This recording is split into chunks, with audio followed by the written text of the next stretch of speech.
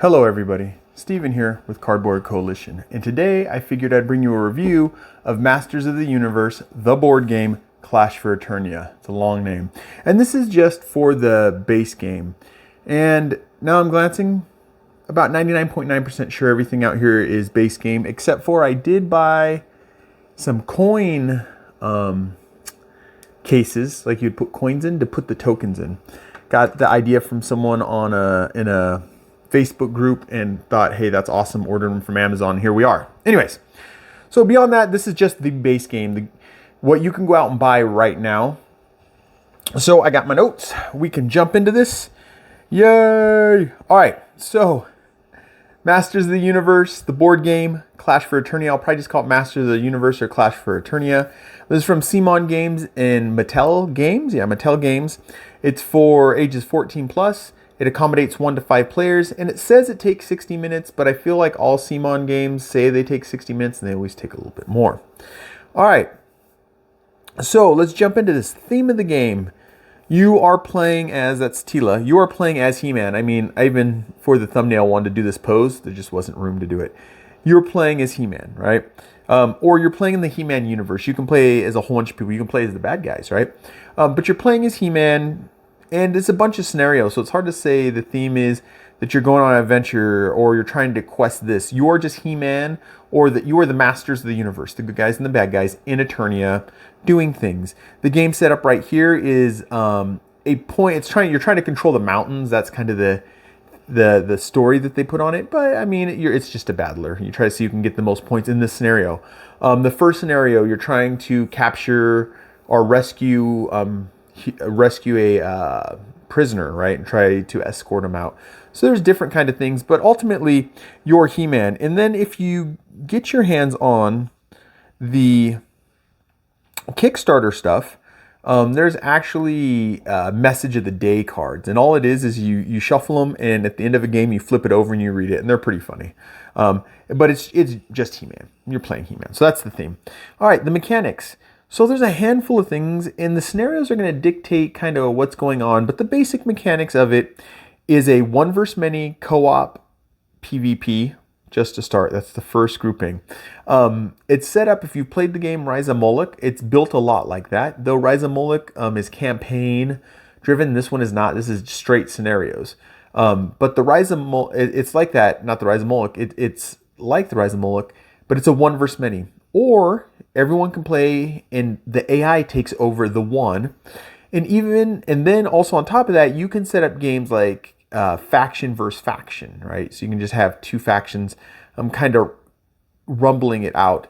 And the reason I separate that out, if it doesn't make sense to you, you have 1 versus, say, 4 peoples we set up here, or you can have 1 faction versus another, which you can have 2 people versus 2 people for some of those, or you can do co-op where there's an AI and then the 4 other people fight against the AI. So that's one of the mechanics that we have in here. Dice rolling. The main point to this game are these dice, right? Not the main point, but one of the big things to this game is you have these dice. You roll them. You're trying to get hits, trying to get melee hits if you're melee and stuff like that. If you want to know how to play the game, we did a how to play. It's fairly short. I think I need to go back and timestamp it. I think I'm a bad YouTuber. But if you want to go back and look at it, you can go see how the game is actually played. It's only 30 minutes, like I said, but there you go. Dice rolling, and there's variable powers. Depending on which hero you have or you pick, you have certain attacks and stuff you can do. And as the controller, what group of heroes or villains you pick, you have a different set of powers. He-Man has different powers than Orko and Skeletor and so on and so forth. So there is definitely variable powers played in this. And I don't remember if I mentioned it, but as the one, depending on the scenario will dictate, but as the one, you can also play as the heroes. You don't have to play the villains if you're the one. You can be the hero if you're the one, and then everyone else plays the villains. So there you go. Ease of teaching, ease of playing. So I like Rise of Moloch. You guys might not see it. It might be off camera shot over there. I like Rise of Moloch. I have all the stuff. I've played maybe like 40-50% of it. I really like Rise of Moloch. It's a 1 vs. many. So I already kind of knew the basics of what's going on here. So I put it as an easy medium. Now when it comes to playing the game, Super easy, super intuitive, easy to pick up. Everything you need to know is pretty much on the cards in front of you. You have cards, you have your player cards and stuff. Everything you really need to know is kind of right there. And you even have, everyone gets one of these player aids that kind of walks you through everything you need to do. So I would say it's easier to play than learn and teach, and learning and teaching it isn't all that hard. So I put it at an easy/medium, kind of for the ease of teaching, ease of play. Replayability, base box, I would say really good. Let's see, I have it right here. How many scenarios do we have? I mean, this book is just a book full of scenarios. So it goes all the way to the last page, if you guys can see, right? Can everybody see the bear walking through the forest? No, I always feel like I'm a kindergarten teacher when I do that. Of course, they're not numbered. 23 pages, so there's at least 21, 22 scenarios in here. Somewhere right there. 20 to 22 scenarios in here, just in this. So that gives you a lot of replayability. The ability to switch, the one being the good guy, the one being the bad guy. Everyone playing as a co-op, or playing the one versus many, playing the faction versus faction. It gives you a lot of play. So I would say it's a good replayability. Production value is good. So you might see over here, the Castle Grayskull. I did the all-in. I have all the extra plastic pieces and all that kind of stuff. But you get the cardboard pieces that show you where rocks are. You can see this, I think that's forest on the back side of that one. But it's good. The production value is good. You get a player board. You get your power things are cubes, right? You have these little power cubes, right? All the cards are linen finished. The cardboard, it's very, let's see if I can find right here. Here's the sword. You're not going to be able to see it, but it's dense. It's, I've had thicker and denser cardboard and not as thick, not as dense cardboard, right? So I would say the quality's good. The trays are set up so you can put everything back in and pull it out fairly easy. So production value is pretty good. Now, value versus cost.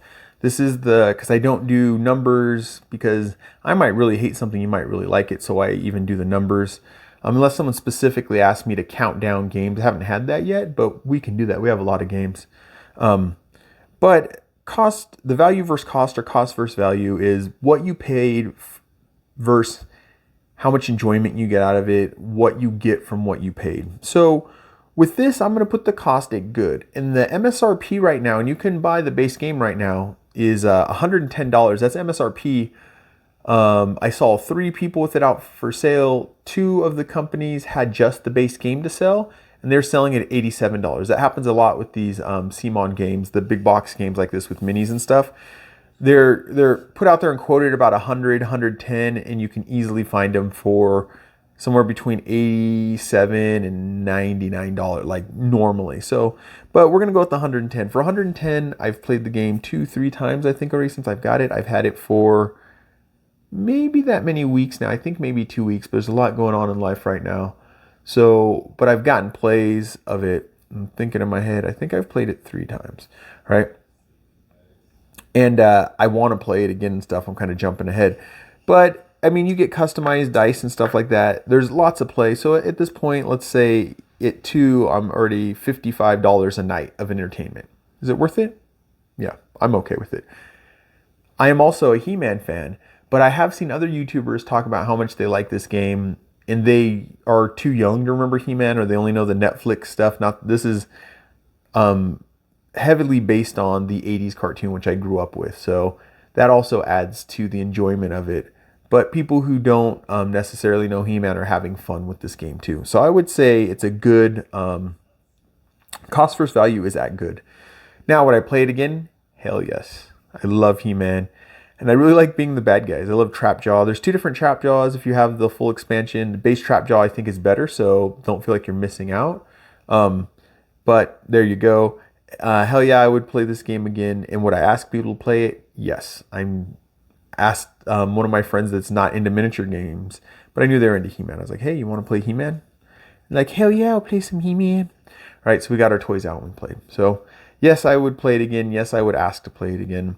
I think it's a fun game, and even more fun if you're into that universe. Now, I don't remember there's going to be expansions that you can pick up too at stores. And I don't remember which ones. There's 4 basically, I think. One of them is a Kickstarter exclusive, so there'll be 3 that you can get at stores. That's not counting going on eBay and stuff. So you have lots of fun things that you can add to make your game more enjoyable. But the base, awesome. If someone's a Master Universe fan, they're getting into board games, I would tell them, hey, go pick up Clash for Eternia. It's just fun. All right. Well, that's my review of Masters of the Universe, the board game Clash for Eternia from CMON and Mattel Games. I'm Steven with Cardboard Coalition. Do all those YouTube things to help us grow this coalition, the liking and the commenting, the subscribing, all that yum fun stuff. I don't know why yummy came up. Maybe I'm hungry. Hit the bell notification, all that. I'll catch you in the next one. Bye.